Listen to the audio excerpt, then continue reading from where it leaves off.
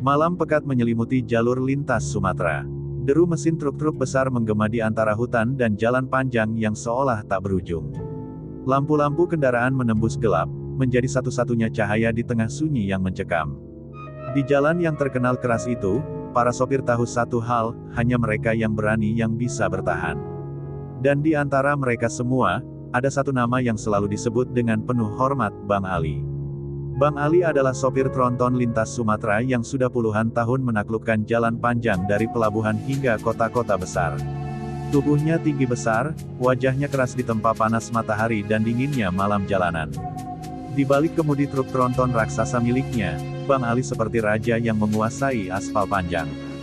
Banyak sopir muda yang memandangnya dengan kagum, karena keberanian dan keteguhannya menghadapi kerasnya kehidupan jalanan. Namun jalur lintas Sumatera bukan sekadar jalan biasa. Di balik tikungan gelap dan hutan lebat, ada bahaya yang selalu mengintai. Para preman jalanan sering menghadang truk-truk yang melintas, memaksa sopir membayar uang keamanan. Jika menolak, kaca truk bisa dihancurkan, bahkan sopirnya bisa dipukuli. Banyak sopir terpaksa menyerah demi keselamatan mereka.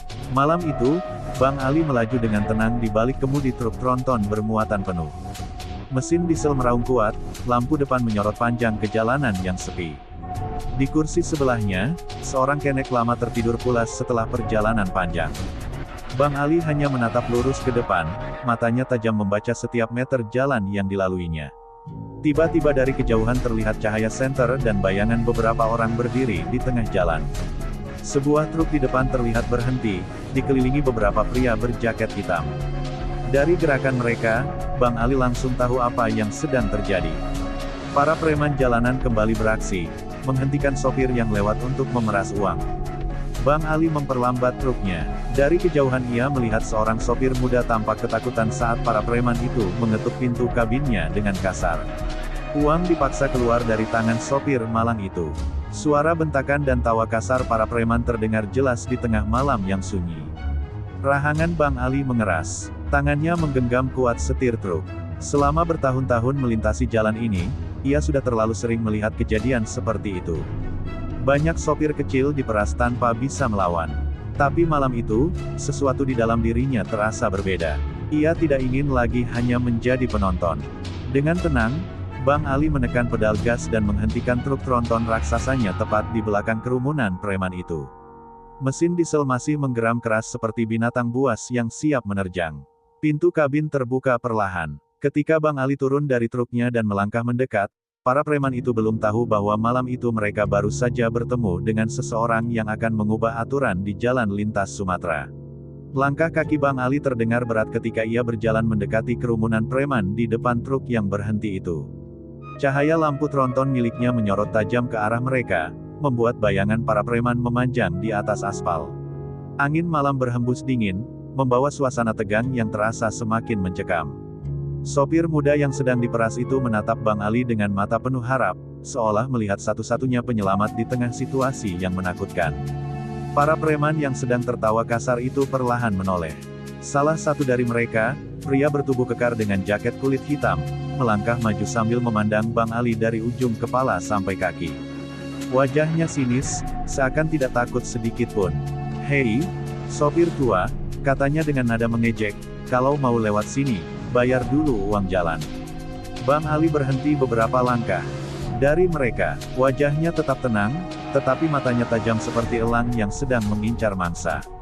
Ia menoleh sebentar ke arah sopir muda yang masih gemetar di dalam kabin truknya, lalu kembali menatap para preman itu. "Lepaskan dia," kata Bang Ali pelan namun tegas. Beberapa preman saling pandang lalu tertawa keras. Mereka menganggap Bang Ali hanya sopir tua yang terlalu banyak bicara.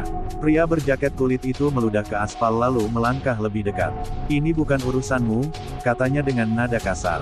"Kalau tidak mau repot, naik lagi ke trukmu dan pergi." Namun Bang Ali tidak bergerak sedikit pun. Ia berdiri tegak di tengah jalan gelap itu, seolah tidak peduli dengan jumlah lawan di depannya. Mesin tronton di belakangnya masih menggeram berat, lampunya menerangi suasana seperti panggung pertarungan. Bang Ali tahu betul bahwa jika ia mundur malam ini, para preman itu akan semakin berani menindas sopir lain. Tiba-tiba salah satu preman memukul pintu truk sopir muda itu dengan keras. "Cepat keluarkan uangmu," bentaknya. Sopir muda itu terlihat semakin ketakutan. Tangannya gemetar saat mencoba merogoh dompet. Melihat itu, rahang Bang Ali kembali mengeras. Dalam satu langkah cepat, ia maju dan menangkap tangan preman yang memukul pintu truk tadi. Genggamannya kuat seperti besi. Preman itu terkejut dan mencoba menarik tangannya, tetapi tidak bisa. Suasana mendadak sunyi. Para preman lain mulai menyadari bahwa malam ini mereka tidak sedang berhadapan dengan sopir biasa. Di tengah gelapnya jalur lintas Sumatera, Bang Ali berdiri dengan tenang menghadapi mereka semua. Dan tanpa mereka sadari, sebuah pertarungan besar baru saja akan dimulai di jalan panjang yang selama ini mereka kuasai. Tangan Bang Ali masih menggenggam kuat pergelangan tangan preman yang mencoba memukul pintu truk sopir muda itu. Wajah preman tersebut berubah tegang, rasa percaya dirinya perlahan hilang ketika merasakan kekuatan genggaman Bang Ali yang seperti besi. Di bawah sorot lampu tronton yang terang, suasana di tengah jalan lintas Sumatera itu berubah menjadi sangat tegang. "Lepaskan tangan gue," bentak preman itu sambil mencoba melepaskan diri. Namun Bang Ali tetap diam. Tatapannya tajam, dingin, dan penuh peringatan. Perlahan ia mendorong tangan preman itu hingga pria tersebut mundur beberapa langkah. Melihat temannya dipermalukan, dua preman lain langsung maju dengan wajah marah. Salah satu dari mereka mengayunkan pukulan ke arah Bang Ali tanpa peringatan. Namun Bang Ali yang sudah puluhan tahun menghadapi kerasnya kehidupan jalanan bergerak lebih cepat. Ia menangkis pukulan itu dan mendorong pria tersebut hingga terjatuh di atas aspal. Suara benturan tubuh dengan jalan terdengar keras di malam sunyi itu. Preman lain yang melihat kejadian itu langsung ragu. Mereka tidak menyangka sopir tronton yang terlihat tenang itu ternyata memiliki keberanian dan kekuatan yang tidak biasa. Pria berjaket kulit hitam yang tampaknya menjadi pemimpin kelompok itu akhirnya maju. Wajahnya merah karena marah. "Berani juga kau, sopir tua," katanya sambil menunjuk Bang Ali. "Kau tidak tahu siapa kami." Bang Ali menatapnya tanpa rasa takut sedikit pun. "Aku tidak peduli siapa kalian," jawabnya tenang. "Selama kalian memeras sopir di jalan ini, berarti kalian masalah." Beberapa preman mencoba mengelilingi Bang Ali, tetapi keraguan mulai terlihat di wajah mereka. Truk tronton raksasa di belakang Bang Ali masih menyala dengan mesin yang menggeram berat, seolah ikut mengintimidasi mereka. Para sopir dari truk lain yang berhenti di kejauhan mulai memperhatikan kejadian itu dengan penuh harap. Akhirnya, setelah melihat dua temannya terjatuh dan Bang Ali tidak menunjukkan sedikit pun rasa takut, para preman itu mulai mundur. Pria berjaket kulit hitam itu menatap Bang Ali dengan penuh dendam sebelum akhirnya memberi isyarat pada anak buahnya untuk pergi. Mereka naik ke motor masing-masing dan melaju meninggalkan jalan gelap itu. Namun sebelum pergi, pemimpin mereka berteriak dengan suara penuh ancaman, "Ingat wajah kami, sopir. Jalan ini bukan milikmu." Bang Ali hanya berdiri diam melihat mereka menghilang di tikungan gelap. Ia tahu pertarungan malam ini baru permulaan. Tapi satu hal sudah jelas, malam itu, untuk pertama kalinya dalam waktu lama, para preman jalanan dipaksa mundur dari jalur lintas Sumatera. Suasana di jalur lintas Sumatera perlahan kembali tenang setelah para preman itu pergi. Mesin truk yang tadi berhenti satu persatu mulai kembali hidup. Sopir muda yang tadi diperas akhirnya turun dari kabinnya dengan wajah masih pucat, namun kini dipenuhi rasa lega. Ia memandang Bang Ali dengan penuh rasa hormat, seolah baru saja melihat sesuatu yang luar biasa terjadi di depan matanya. "Terima kasih, Bang, kalau bukan karena Abang, mungkin uang saya sudah habis mereka ambil," kata sopir muda itu dengan suara sedikit gemetar. Bang Ali hanya mengangguk pelan, lalu menepuk bahu sopir itu. "Hati-hati di jalan. Jangan berhenti kalau mereka mencoba menghadang lagi," ucapnya singkat. Beberapa sopir lain yang sempat berhenti di kejauhan juga mulai mendekat. Mereka saling berbisik, membicarakan keberanian Bang Ali yang berani melawan para preman. Nama Bang Ali yang sebelumnya sudah dikenal di kalangan sopir kini semakin terdengar seperti legenda malam itu. Tapi bagi Bang Ali sendiri, kejadian tadi hanyalah bagian dari kerasnya kehidupan di jalan. Tak lama kemudian, Bang Ali kembali naik ke kabin truknya. Kenek yang tadi tertidur akhirnya terbangun karena suara keributan. Ia mengucek matanya dengan bingung. "Ada apa, Bang?" tanyanya. Bang Ali hanya tersenyum tipis sambil menyalakan rokoknya. "Tidak ada apa-apa, cuma tamu malam yang salah cari orang." Perjalanan panjang kembali dilanjutkan. Truk tronton raksasa itu melaju menembus gelapnya malam, melewati hutan dan tikungan panjang yang sunyi. Namun jauh di dalam pikiran Bang Ali, ia tahu para preman tadi tidak akan tinggal diam. Jalan lintas Sumatera terlalu lama berada di bawah kekuasaan mereka. Keesokan harinya, Bang Ali tiba di sebuah gudang besar tempat truk-truk perusahaan biasa bongkar muatan. Di sana sudah menunggu Pak Haji Karim, pemilik perusahaan truk yang sudah lama mempercayai Bang Ali membawa barang lintas pulau. Setelah mendengar kabar kejadian semalam dari sopir lain, Pak Haji Karim hanya menghela napas panjang. "Ali, kau ini memang tidak pernah berubah," kata Pak Haji Karim sambil tersenyum tipis. "Tapi sekarang jalur lintas makin berbahaya. Para preman itu punya bos besar di belakang mereka." Bang Ali hanya mengangguk pelan. "Selama mereka ganggu sopir kecil, saya tidak bisa diam, Ji," jawabnya tegas. Saat percakapan itu selesai, seorang pemuda kurus dengan wajah polos berdiri tidak jauh dari sana sambil memegang tas kecil. Ia tampak gugup namun juga penuh semangat. Pak Haji Karim lalu memanggil Bang Ali. "Ali, mulai perjalanan berikutnya kau tidak sendirian lagi. Ini kenek barumu." Pemuda itu melangkah maju dan memperkenalkan diri dengan suara sedikit gugup. "Nama saya Raka, Bang. Saya ingin belajar jadi sopir truk seperti abang." Bang Ali memandang pemuda itu beberapa saat. Ia tidak tahu bahwa kehadiran kenek baru ini akan membuat perjalanan panjangnya di jalur lintas Sumatera berubah menjadi sesuatu yang jauh lebih besar dari sekadar mengantar muatan. Raka berdiri kikuk di samping truk tronton milik Bang Ali. Matanya memandangi kendaraan raksasa itu dengan rasa kagum. Bagi seorang pemuda desa seperti dirinya, menjadi kenek truk lintas Sumatera adalah mimpi besar. Namun di balik rasa bangga itu, ada juga kegelisahan yang belum sepenuhnya ia pahami. Bang Ali menyalakan rokoknya sambil memperhatikan Raka dari samping. "Jadi kau yang mau ikut saya keliling lintas?" tanyanya dengan suara tenang. Raka mengangguk cepat. "Iya Bang, saya ingin belajar," kata Pak Haji Karim, "abang sopir terbaik di jalur ini."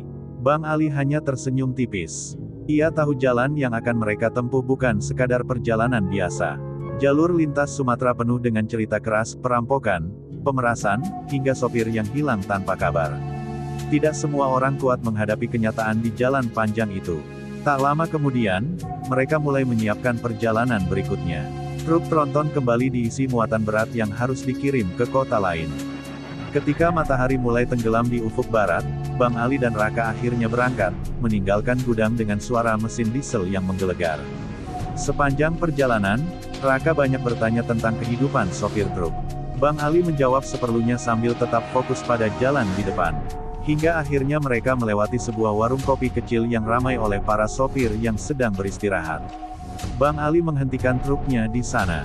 Di warung sederhana itu, beberapa sopir langsung menyambutnya dengan ramah. Mereka saling berbagi cerita tentang kondisi jalan. Namun dari percakapan itu, Raka mulai mendengar sesuatu yang membuatnya merinding. Seorang sopir tua berbisik pelan, "Sekarang jalur ini makin parah. Preman-preman itu bukan lagi kelompok kecil. Mereka di bawah satu komando." Raka menoleh penasaran, sementara Bang Ali tetap diam mendengarkan. "Bos mereka namanya Bimo Cobra," lanjut sopir itu dengan suara lebih pelan. "Semua jalur dari pelabuhan sampai perbatasan dikuasai anak buahnya. Sopir yang tidak mau bayar, biasanya tidak bisa lewat dengan selamat." Raka menelan ludah. Ia menoleh ke arah Bang Ali yang masih duduk tenang sambil menyeruput kopi hitamnya. Namun jauh di dalam hatinya, Bang Ali tahu satu hal yang pasti, malam ketika ia melawan para preman kemarin, tanpa sadar ia sudah menantang kekuasaan seseorang yang selama ini menjadi penguasa gelap di jalur lintas Sumatera. Angin malam mulai terasa dingin ketika Bang Ali dan Raka kembali melanjutkan perjalanan dari warung kopi itu. Mesin tronton meraung berat, membawa muatan besar melewati jalan panjang yang gelap di antara hutan-hutan Sumatera. Raka yang duduk di kursi kenek tampak lebih banyak diam sekarang. Cerita tentang Bimo Cobra yang ia dengar tadi masih terngiang di kepalanya. "Bang, benar ya kalau jalur ini dikuasai preman?" tanya Raka akhirnya dengan suara pelan. Bang Ali tidak langsung menjawab. Matanya tetap fokus menatap jalan yang memanjang di depan. Lampu truk menyapu aspal yang kosong, sementara suara mesin diesel menjadi satu-satunya suara yang menemani mereka. "Di jalan panjang seperti ini," kata Bang Ali akhirnya, "banyak orang ingin jadi penguasa. Tapi jalan tidak pernah benar-benar milik siapapun."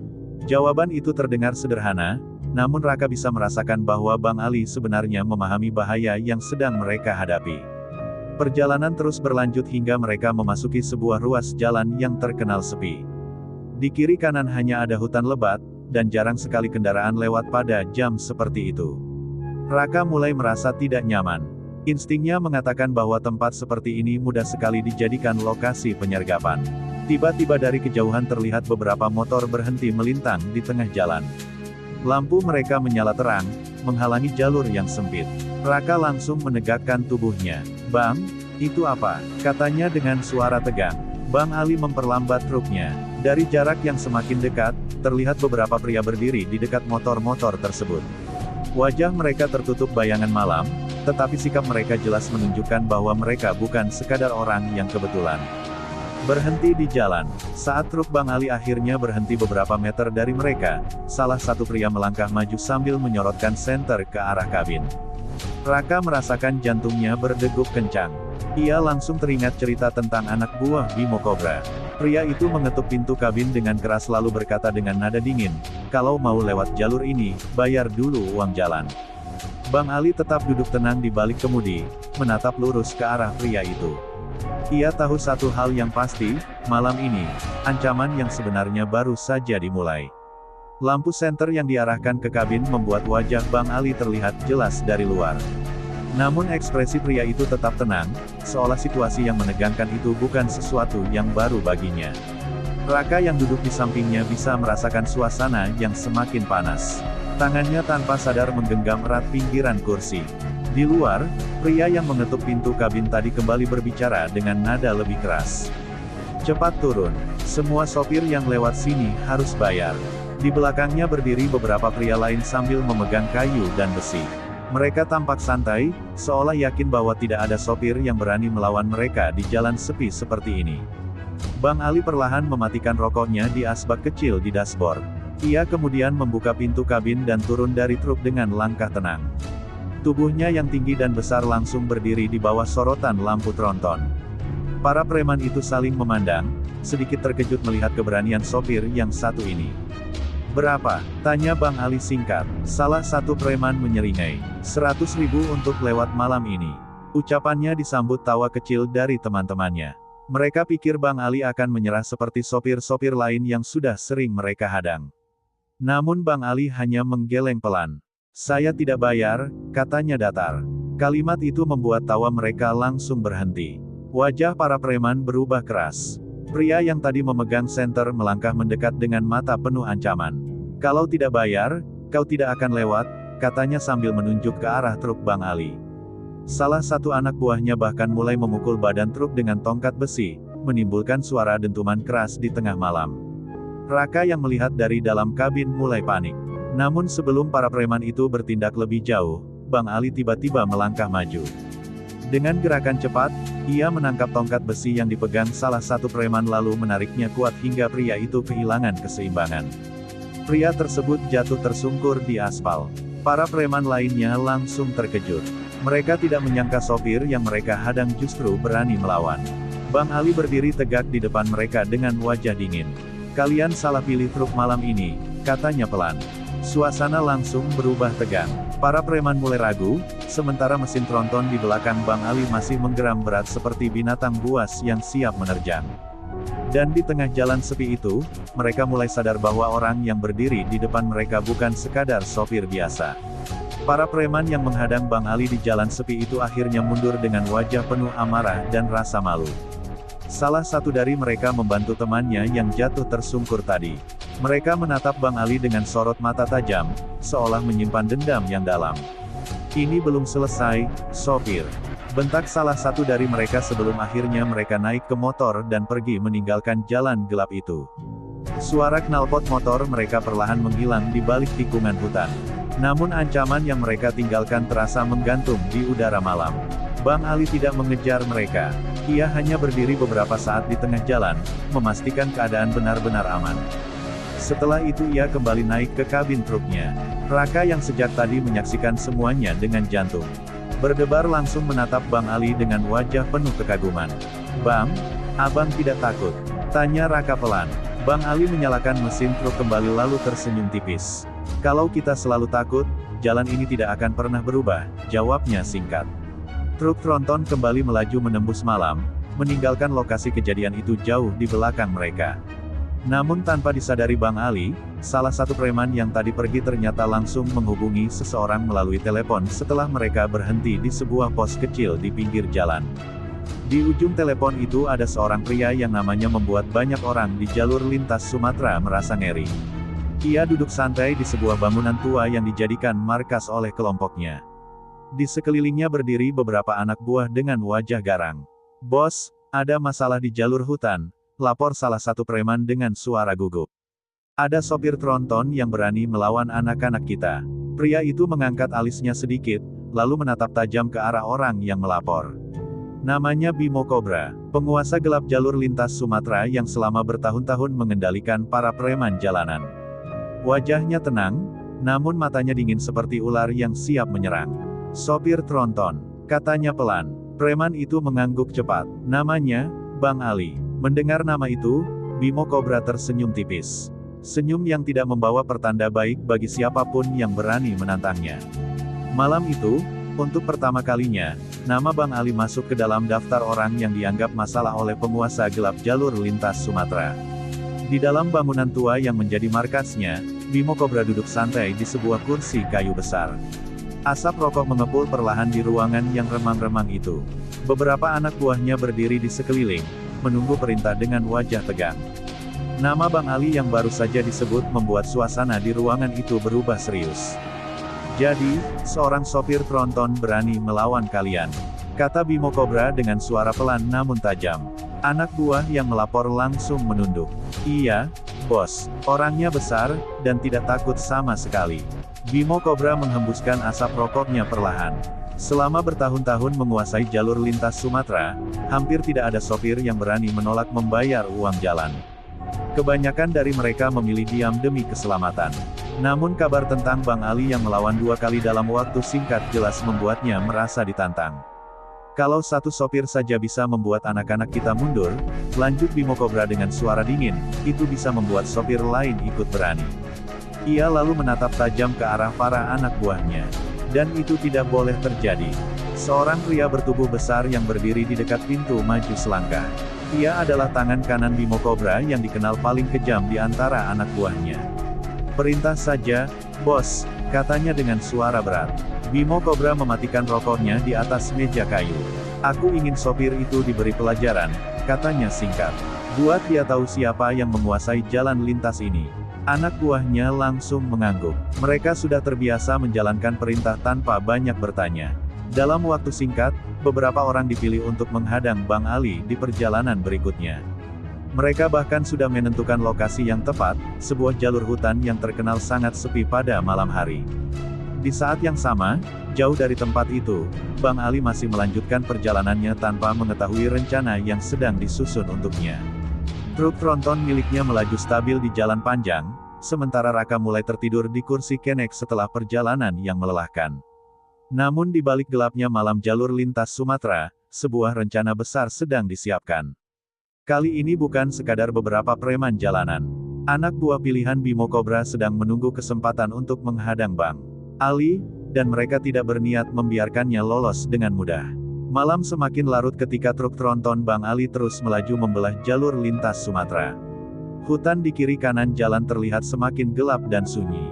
Hanya cahaya lampu truk yang memanjang di depan, menerangi aspal yang seperti tak berujung.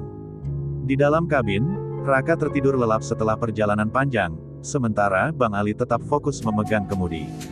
Bang Ali sudah sangat mengenal jalan ini. Setiap tikungan, tanjakan, dan turunan seperti sudah tertanam di ingatannya.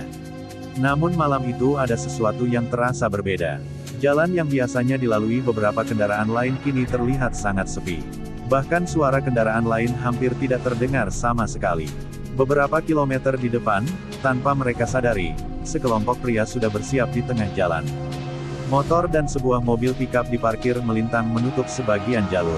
Lampu kendaraan dimatikan, membuat mereka hampir tidak terlihat dalam kegelapan. Mereka adalah anak buah pilihan Bimo Cobra yang datang dengan satu tujuan, menghentikan Bang Ali. Salah satu dari mereka memegang radio komunikasi kecil. "Truknya sudah dekat," bisiknya setelah melihat cahaya lampu besar dari kejauhan. Beberapa pria lain langsung bersiap dengan kayu dan besi di tangan. Wajah mereka tegang namun penuh niat jahat. Di sisi lain, Bang Ali mulai menyadari sesuatu dari kejauhan. Lampu truknya menangkap bayangan kendaraan yang berhenti di tengah jalan. Ia memperlambat laju tronton perlahan. Mata tajamnya langsung membaca situasi. Instingnya sebagai sopir lintas berpengalaman mengatakan bahwa ini bukan sekadar kendaraan rusak. Raka yang masih setengah tertidur terbangun ketika truk melambat. Ia menggosok matanya lalu melihat ke depan. Ketika bayangan beberapa orang mulai terlihat jelas di bawah sorot lampu, wajahnya langsung pucat. "Bang, mereka lagi," bisiknya dengan suara tegang. Bang Ali menarik napas dalam. Ia sudah menduga bahwa perlawanan yang ia lakukan sebelumnya tidak akan dibiarkan begitu saja. Namun jumlah orang yang terlihat di depan tampak lebih banyak dari sebelumnya. Mereka berdiri seperti sengaja menunggu. Truk tronton akhirnya berhenti beberapa meter dari penghalang itu. Dalam cahaya lampu yang terang, puluhan mata menatap ke arah kabin Bang Ali. Salah satu pria melangkah maju sambil memukul kap mobil pikap dengan besi, menimbulkan suara keras yang menggema di jalan sunyi. Malam itu, Bang Ali dan Raka sadar bahwa mereka tidak lagi menghadapi preman biasa, ini adalah jebakan yang sudah direncanakan. Suara besi yang dipukul keras oleh salah satu preman menggema di tengah heningnya jalan lintas Sumatera. Raka merasakan jantungnya berdegup sangat kencang. Dari dalam kabin truk, ia bisa melihat jumlah orang yang menghadang mereka jauh lebih banyak dari sebelumnya. Beberapa berdiri di dekat mobil pikap, sementara yang lain memegang kayu dan besi sambil menatap tajam ke arah truk Bang Ali. "Bang, kita bagaimana?" bisik Raka dengan suara tegang. Tangannya terlihat gemetar. Ia baru pertama kali menghadapi situasi seperti ini. Jalan yang tadi terasa panjang dan sunyi kini berubah menjadi tempat yang terasa sangat berbahaya. Bang Ali tetap tenang di balik kemudi. Matanya menyapu seluruh keadaan di depan dengan cepat. Ia melihat posisi mobil pikap yang melintang, motor-motor yang diparkir sembarangan, dan para preman yang berdiri menunggu dengan sikap menantang. Instingnya langsung bekerja, menghitung setiap kemungkinan. Salah satu preman maju lebih dekat sambil berteriak kasar. "Turun dari truk, Bang Ali!" teriaknya. "Bos kami ingin bicara denganmu." Beberapa preman lain tertawa mengejek, yakin bahwa sopir tronton itu akhirnya terjebak. Bang Ali tidak menjawab, ia justru memutar setir sedikit sambil menginjak pedal gas perlahan. Mesin diesel tronton langsung meraung keras, suaranya menggema di antara pepohonan hutan. Getaran mesin besar itu membuat beberapa preman yang berdiri di depan mulai saling pandang. Lampu truk menyinari mereka dengan terang. Dalam cahaya itu, wajah Bang Ali terlihat dingin dan penuh tekad. Ia sudah terlalu lama hidup di jalan untuk merasa takut pada ancaman seperti ini. Baginya, satu-satunya jalan keluar adalah menghadapi situasi dengan kepala dingin. "Pegangan yang kuat," kata Bang Ali singkat kepada Raka. Raka langsung mencengkeram dashboard dengan panik. Ia belum tahu apa yang akan dilakukan Bang Ali, tetapi suara mesin yang semakin keras membuatnya merasa sesuatu besar akan terjadi. Tiba-tiba Bang Ali menginjak pedal gas lebih dalam. Truk tronton raksasa itu melonjak maju dengan kekuatan penuh. Suara mesin menggelegar seperti badai. Para preman yang berdiri di depan langsung panik dan berhamburan ke pinggir jalan. Mobil pikap yang menghalangi jalan terseret dan terdorong keras oleh kekuatan tronton yang besar. Suara benturan logam terdengar memekakkan telinga. Dalam hitungan detik, Bang Ali berhasil menerobos jebakan itu dan melaju kencang meninggalkan para preman yang terkejut di belakangnya. Namun Bang Ali tahu, setelah kejadian malam ini, perlawanan antara dirinya dan jaringan preman jalur lintas Sumatera sudah berubah menjadi perang terbuka. Truk tronton Bang Ali melaju kencang meninggalkan lokasi penyergapan itu. Mesin diesel meraung berat, seolah masih dipenuhi adrenalin dari kejadian beberapa menit sebelumnya. Di dalam kabin, Raka masih memegang dashboard dengan napas tersengal. Wajahnya pucat, matanya sesekali menoleh ke belakang memastikan tidak ada kendaraan yang mengejar mereka. Bang Ali tetap fokus pada jalan di depan. Tangannya mantap di setir, seolah apa yang baru saja terjadi hanyalah bagian kecil dari perjalanan panjangnya di jalur lintas Sumatera. Namun jauh di dalam pikirannya, ia tahu bahwa serangan tadi bukan kebetulan. Itu adalah pesan jelas dari orang yang menguasai jalan ini. Setelah beberapa puluh kilometer, Bang Ali akhirnya memperlambat truknya ketika melihat sebuah rumah makan besar di pinggir jalan. Tempat itu cukup ramai oleh truk-truk yang berhenti untuk beristirahat. Lampu neon yang terang dan suara para sopir yang berbincang membuat suasana terasa lebih aman. "Turun sebentar, kita istirahat," kata Bang Ali singkat. Raka langsung mengangguk. Ia masih butuh waktu untuk menenangkan dirinya setelah kejadian menegangkan tadi. Di dalam rumah makan itu, beberapa sopir langsung mengenali Bang Ali. Mereka menyapanya dengan ramah sambil menanyakan kabar perjalanan. Namun sebelum percakapan mereka berlangsung lama, seorang wanita muda yang duduk di meja pojok memperhatikan Bang Ali dengan serius. Wanita itu kemudian berdiri dan mendekat. Ia membawa sebuah buku catatan kecil dan kamera yang tergantung di lehernya. Wajahnya terlihat cerdas dan penuh rasa ingin tahu. "Maaf, Anda Bang Ali, sopir tronton yang tadi menerobos penyergapan di jalur hutan?" tanyanya dengan suara tenang. Bang Ali menatap wanita itu beberapa saat dengan tatapan penuh kehati-hatian. Ia tidak terbiasa menjadi pusat perhatian, apalagi oleh seseorang yang membawa kamera dan buku catatan. Raka yang berdiri di sampingnya juga terlihat bingung, matanya berpindah-pindah antara Bang Ali dan wanita tersebut. "Saya Sinta," kata wanita itu sambil mengulurkan tangan. "Saya wartawan. Sudah beberapa minggu saya mengikuti cerita tentang preman yang menguasai jalur lintas Sumatera." Suaranya terdengar tenang, namun matanya tajam memperhatikan reaksi Bang Ali. Bang Ali tidak langsung menjawab. Ia hanya duduk di kursi kayu rumah makan itu sambil menyalakan rokok. Asap tipis mengepul di antara mereka. "Kalau ke wartawan, kau pasti sudah tahu cerita. Jalan ini," katanya pelan. Sinta mengangguk. Ia lalu membuka buku catatannya. "Saya tahu lebih dari yang orang kira," jawabnya. "Preman yang menghadang sopir itu bukan kelompok kecil. Mereka bagian dari jaringan besar yang sudah lama menguasai jalur lintas ini." Raka yang mendengar itu langsung menoleh dengan kaget. "Maksudnya?" tanyanya. Sinta menatap keduanya dengan serius sebelum melanjutkan. "Semua pemerasan di jalan ini dikendalikan oleh satu orang. Namanya Bimo Cobra." Nama itu membuat beberapa sopir di meja lain yang mendengar percakapan tersebut langsung saling pandang dengan wajah tegang.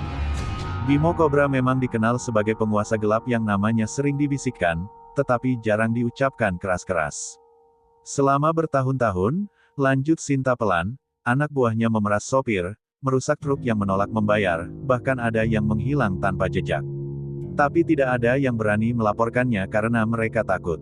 Bang Ali menghembuskan asap rokoknya perlahan. Wajahnya tetap tenang, tetapi pikirannya mulai menyusun gambaran yang lebih jelas tentang situasi yang sedang ia hadapi. Ternyata perlawanan kecil yang ia lakukan sudah menyentuh kekuasaan yang jauh lebih besar dari yang ia kira. Sinta kemudian menatap Bang Ali dengan penuh arti. "Tapi sekarang semuanya mulai berubah," katanya. "Sejak cerita tentang sopir tronton yang berani melawan preman mulai menyebar, banyak sopir mulai berharap ada seseorang yang bisa menghentikan mereka." Ia berhenti sejenak sebelum melanjutkan dengan suara lebih pelan. "Dan orang itu, mungkin adalah Anda, Bang Ali." Kata-kata Sinta membuat suasana di rumah makan itu mendadak sunyi. Beberapa sopir yang duduk tidak jauh dari meja Bang Ali diam-diam memperhatikan percakapan mereka. Selama ini mereka hanya bisa mengeluh tentang para preman jalanan, tetapi jarang ada yang benar-benar berani melawan. Bang Ali menghabiskan kopinya perlahan. Ia tidak pernah menganggap dirinya pahlawan. Baginya, ia hanya melakukan apa yang menurutnya benar. Namun setelah mendengar cerita Sinta tentang jaringan besar di balik pemerasan itu, ia mulai menyadari bahwa masalah ini lebih besar dari sekadar perkelahian di pinggir jalan. "Bang Ali benar-benar menerobos jebakan mereka tadi?" tanya seorang sopir yang duduk di meja sebelah dengan nada kagum. Raka langsung mengangguk semangat. "Iya, mobil yang mereka pasang di tengah jalan sampai terseret," jawabnya dengan mata berbinar. Beberapa sopir lain mulai mendekat. Mereka berbagi cerita tentang pengalaman mereka menghadapi anak buah Bimo Cobra. Ada yang pernah dipukul karena tidak punya cukup uang, ada juga yang kaca truknya dihancurkan. Wajah mereka dipenuhi kemarahan yang selama ini mereka pendam. "Selama ini kita selalu diam," kata seorang sopir tua dengan suara berat. "Makanya mereka semakin berani." Kata-kata itu membuat beberapa sopir lain mengangguk setuju. Bang Ali memandang mereka satu per satu. Ia bisa melihat kelelahan dan ketakutan di wajah para sopir itu. Mereka adalah orang-orang yang bekerja keras membawa barang dari kota ke kota, namun selalu diperas oleh orang-orang yang hanya mengandalkan kekerasan. "Kalau kita terus takut," kata Bang Ali akhirnya dengan suara tenang, "jalan ini tidak akan pernah berubah." Kalimat itu sederhana, tetapi terdengar sangat kuat di telinga para sopir yang mendengarnya. Sinta yang sejak tadi memperhatikan langsung mencatat setiap kata itu di bukunya. Ia tahu momen seperti ini penting. Jika para sopir benar-benar mulai berani melawan, maka kekuasaan preman di jalur lintas Sumatera bisa mulai retak. Di luar rumah makan, malam semakin gelap. Angin berhembus membawa suara mesin truk yang terus datang dan pergi. Tanpa mereka sadari, percakapan sederhana malam itu menjadi awal dari sesuatu yang jauh lebih besar, sebuah perlawanan yang perlahan mulai tumbuh di antara para sopir yang selama ini hidup di bawah bayang-bayang ketakutan. Keesokan malamnya, jalur lintas Sumatera kembali dipenuhi suara deru mesin truk yang melaju membawa berbagai muatan.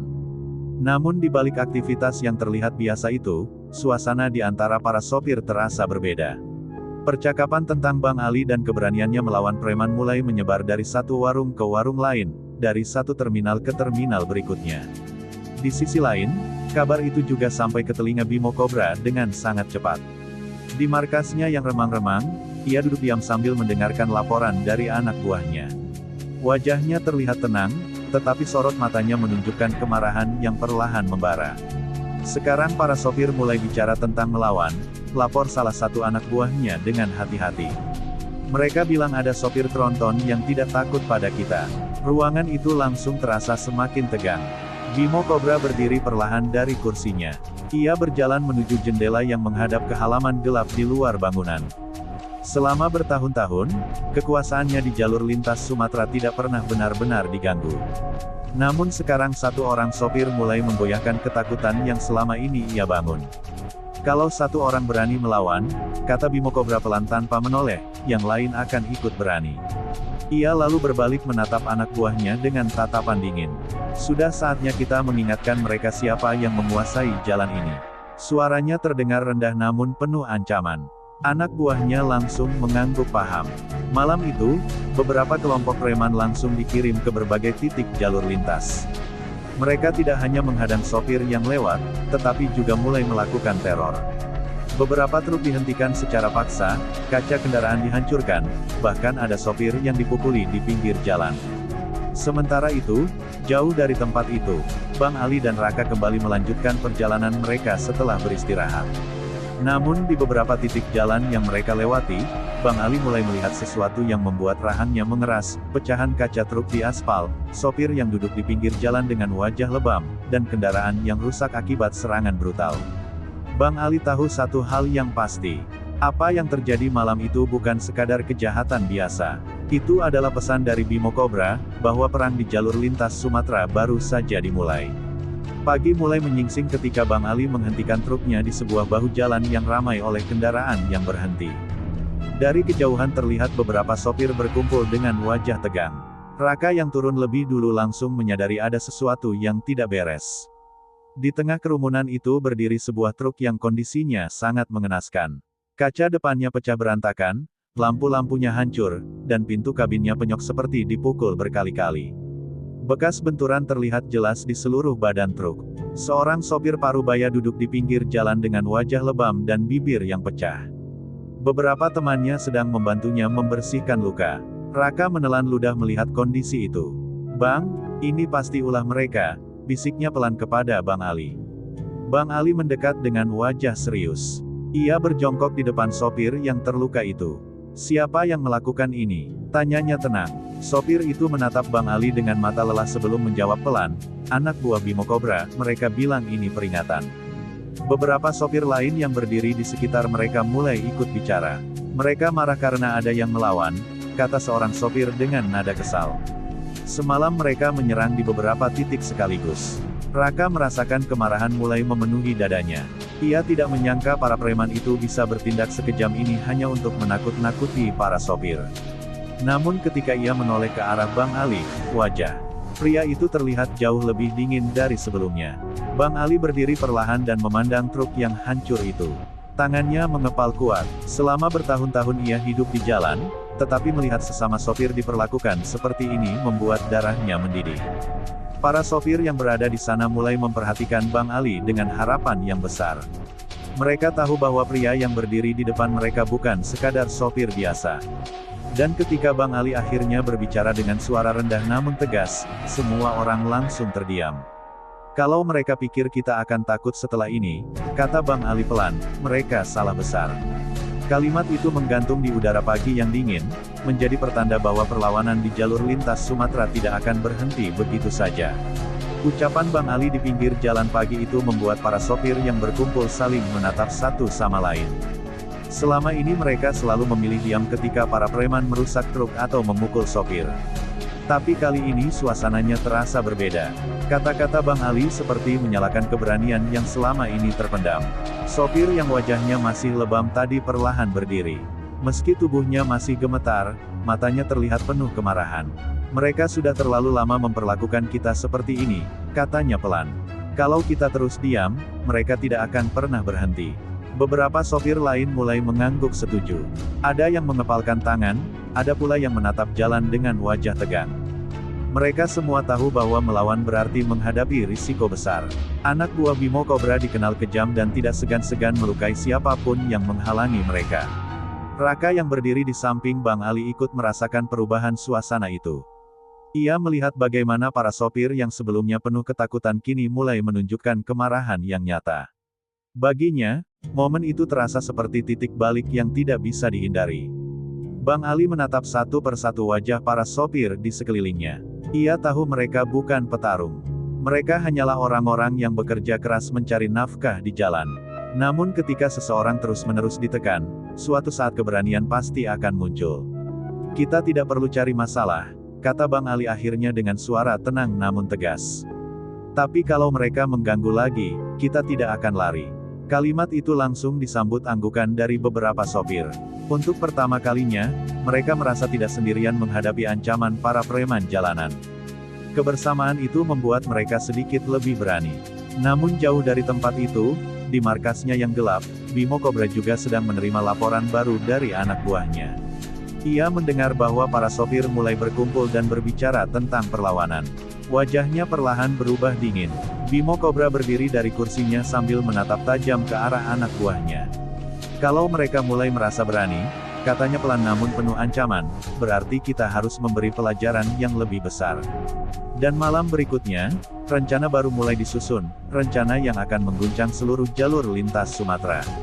Malam berikutnya, sebuah terminal truk besar di jalur lintas Sumatera dipenuhi kendaraan yang berhenti untuk beristirahat. Lampu-lampu jalan menerangi deretan truk yang terparkir panjang. Para sopir duduk di warung-warung kecil sambil minum kopi dan berbincang, mencoba melupakan kelelahan perjalanan panjang. Bang Ali dan Raka juga menghentikan truk mereka di salah satu sudut terminal. Suasana terlihat biasa, tetapi banyak sopir yang masih membicarakan kejadian beberapa hari terakhir. Serangan para preman, truk yang dihancurkan, dan keberanian Bang Ali sudah menjadi topik utama di antara mereka. Namun tanpa disadari oleh banyak orang, beberapa motor mulai memasuki area terminal secara perlahan. Para pengendaranya berhenti di berbagai sudut, seolah hanya sekadar lewat, tetapi mata mereka terus mengamati keadaan sekitar. Tidak lama kemudian, sebuah mobil pikap hitam masuk ke area terminal dengan suara mesin yang kasar. Beberapa pria bertubuh besar turun dari kendaraan itu. Wajah mereka keras dan penuh niat buruk. Para sopir yang melihat langsung saling pandang dengan cemas. Salah satu dari mereka melangkah maju sambil berteriak keras, "Mana Bang Ali?" Suaranya menggema di seluruh terminal. Suasana yang tadinya ramai mendadak berubah tegang. Raka yang sedang berdiri di dekat truk langsung menoleh panik. Ia melihat belasan pria mulai berkumpul di tengah terminal. Dari cara mereka bergerak, jelas mereka bukan sekadar orang biasa. Mereka adalah anak buah Bimo Cobra yang datang untuk membuat keributan. Bang Ali perlahan turun dari kabinnya. Wajahnya tetap tenang meskipun situasi di sekelilingnya mulai memanas. Ia berjalan beberapa langkah ke depan hingga berdiri di tengah area parkir yang terang oleh lampu terminal. "Cari saya?" tanya Bang Ali dengan suara datar. Para preman itu langsung menatapnya dengan tatapan penuh kebencian. Salah satu dari mereka tersenyum sinis sambil memutar batang besi di tangannya. "Bos kami kirim salam," katanya dingin. Katanya, "Malam ini kau tidak akan pulang dengan tenang." Kata-kata itu membuat udara di terminal terasa semakin berat. Para sopir yang menyaksikan tahu bahwa bentrokan besar tidak bisa lagi dihindari di tempat itu. Ketegangan di terminal truk malam itu terasa seperti api yang siap meledak. Para sopir berdiri di sekitar area parkir dengan wajah tegang, menyaksikan Bang Ali yang kini berhadapan langsung dengan belasan anak buah Bimo Cobra. Lampu terminal yang terang membuat setiap gerakan mereka terlihat jelas. Raka berdiri tidak jauh dari Bang Ali dengan napas yang terasa berat. Ia tahu jumlah mereka jauh lebih sedikit dibanding para preman yang datang dengan niat membuat kerusuhan. Namun di balik ketakutan itu, ia juga melihat sesuatu yang berbeda. Beberapa sopir mulai berdiri di belakang Bang Ali, seolah siap membantu jika keadaan memburuk. Preman yang memegang besi tadi melangkah maju sambil menunjuk Bang Ali. "Bos kami bilang kau terlalu banyak bicara di jalan ini," katanya dengan nada mengejek. "Sekarang saatnya kau belajar diam." Namun sebelum situasi berubah menjadi perkelahian besar, suara sirene kendaraan terdengar dari kejauhan. Semua orang menoleh ke arah pintu masuk terminal. Sebuah mobil berhenti di sana, dan dari dalamnya turun seorang wanita yang sudah dikenal Bang Ali. Itu adalah Sinta. Ia berjalan cepat menuju kerumunan sambil membawa kamera dan beberapa berkas di tangannya. Beberapa orang yang melihatnya langsung berbisik-bisik. Sinta bukan datang sendirian. Di belakangnya ada beberapa orang lain yang membawa kamera video. Sinta berdiri di depan kerumunan dengan tatapan tajam. "Kalian sebaiknya berhenti sekarang," katanya dengan suara tegas. Semua yang terjadi di terminal ini sedang direkam. Para preman itu saling pandang dengan wajah tidak senang. Mereka tidak menyangka seorang wartawati berani datang langsung ke tempat seperti ini. Sinta kemudian mengangkat beberapa dokumen yang ia bawa. "Saya sudah mengumpulkan bukti tentang jaringan pemerasan di jalur lintas Sumatera," lanjutnya dengan suara lantang. "Nama Bimo Cobra, daftar anak buahnya, dan semua kejahatan mereka. Besok pagi semua ini akan ditayangkan di berita nasional." Kata-kata itu membuat suasana berubah drastis. Para sopir mulai berbisik dengan penuh harapan, sementara para preman terlihat semakin gelisah. Mereka sadar bahwa jika semua ini benar-benar terungkap, kekuasaan yang selama ini mereka bangun bisa runtuh dalam sekejap. Dan untuk pertama kalinya, anak buah Bimo Cobra merasakan sesuatu yang jarang mereka rasakan di jalan ini, tekanan dari kebenaran yang mulai muncul ke permukaan. Suasana terminal yang semula panas oleh ketegangan kini berubah menjadi penuh bisikan. Para sopir mulai berkumpul lebih dekat, sementara anak buah Bimo Cobra terlihat semakin gelisah. Kamera yang dibawa Sinta dan timnya masih menyala, merekam setiap wajah yang ada di tempat itu. Preman yang memegang batang besi tadi menatap Sinta dengan wajah penuh amarah. "Kau pikir dengan kamera itu kami akan takut?" bentaknya kasar. Namun nada suaranya tidak lagi sekeras sebelumnya. Ia tahu jika wajah mereka terekam dan disiarkan, masalah mereka akan semakin besar.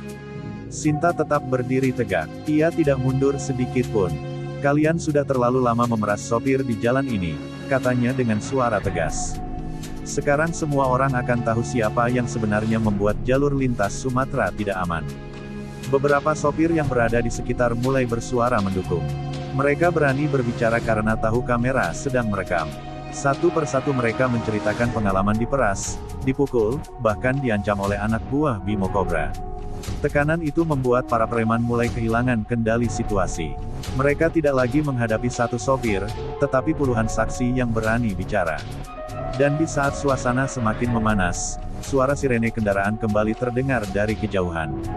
Kali ini bukan mobil biasa. Beberapa mobil polisi masuk ke area terminal dengan lampu berputar. Petugas berseragam turun dengan cepat, langsung mengamankan situasi. Para sopir yang melihat itu mulai bersorak kecil, sementara anak buah Bimo Cobra terlihat semakin panik. Seorang perwira polisi berjalan ke tengah kerumunan. Ia menatap para preman yang berdiri kaku di bawah sorot lampu terminal. "Kami sudah menerima laporan tentang pemerasan dan kekerasan di jalur ini," katanya dengan suara tegas. "Mulai malam ini kami akan melakukan operasi besar." Bang Ali yang berdiri di dekat truknya hanya memperhatikan semua itu dengan tenang. Ia tahu pertarungan belum benar-benar selesai. Karena satu orang masih belum tertangkap, orang yang selama ini menjadi bayangan gelap di jalur lintas Sumatera. Bimo Cobra. Berita tentang operasi besar polisi di jalur lintas Sumatera menyebar dengan cepat ke berbagai daerah. Beberapa anak buah Bimo Cobra langsung ditangkap malam itu juga di terminal dan di beberapa titik jalan yang selama ini menjadi tempat pemerasan. Namun satu nama yang paling dicari masih belum ditemukan. Bimo Cobra. Di markasnya yang tersembunyi di pinggir hutan, Bimo Cobra berdiri di depan jendela sambil mendengarkan laporan dari anak buahnya yang tersisa. Wajahnya yang biasanya tenang kini terlihat keras. Ia tidak menyangka situasi bisa berubah begitu cepat. Polisi sudah bergerak di mana-mana, bos, lapor salah satu anak buahnya dengan suara gugup. Beberapa orang kita sudah ditangkap. Ruangan itu terasa semakin tegang. Bimo Cobra menatap tajam ke arah mereka. Ia bukan orang yang mudah panik. Selama bertahun-tahun ia selalu berhasil menghindari masalah dengan hukum. Namun kali ini situasinya berbeda. Wartawan sudah membuka rahasianya, para sopir mulai berani melawan, dan polisi mulai mengejar. Kita pergi malam ini, katanya akhirnya dengan suara dingin. Kita keluar dari jalur ini sebelum semuanya terlambat. Tak lama kemudian sebuah mobil hitam melaju cepat keluar dari markas itu, menyusuri jalan kecil menuju jalur lintas utama. Bimo Cobra duduk di kursi belakang dengan wajah penuh kemarahan. Dalam pikirannya hanya ada satu orang yang ia anggap sebagai penyebab semua masalah ini. Bang Ali. Sementara itu di sebuah pos pemeriksaan polisi di jalur lintas, Bang Ali sedang berbicara dengan seorang perwira polisi. Informasi dari beberapa sopir dan wartawan membantu mereka melacak kemungkinan rute pelarian Bimo Cobra.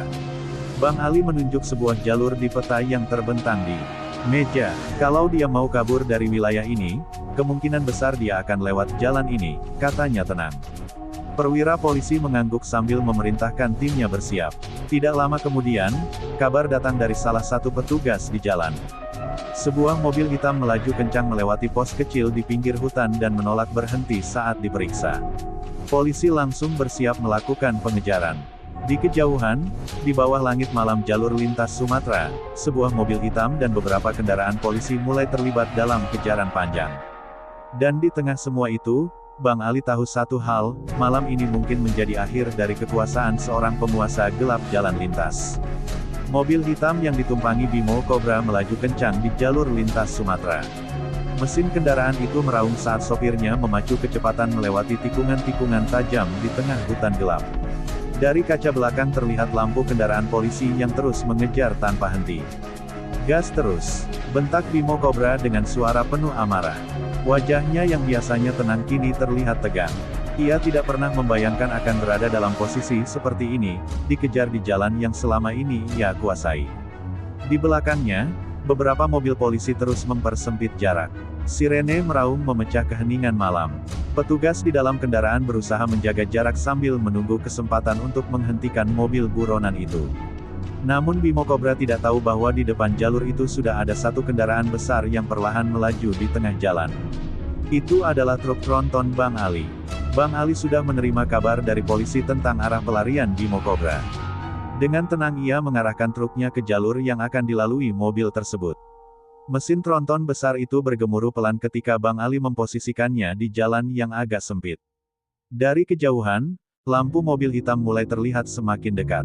Sopir Bimo Cobra akhirnya menyadari ada truk besar yang melaju di depan mereka. Ia mencoba menyalip, tetapi jalan di sisi kanan adalah jurang kecil dan sisi kiri dipenuhi pohon-pohon rapat. Lewati saja, teriak Bimo Cobra dengan marah.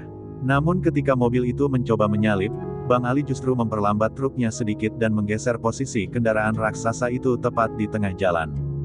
Jalan menjadi benar-benar tertutup. Sopir mobil hitam panik. Ia menginjak rem keras. Ban kendaraan berdecit panjang di aspal sebelum akhirnya mobil itu berhenti beberapa meter dari belakang truk tronton Bang Ali.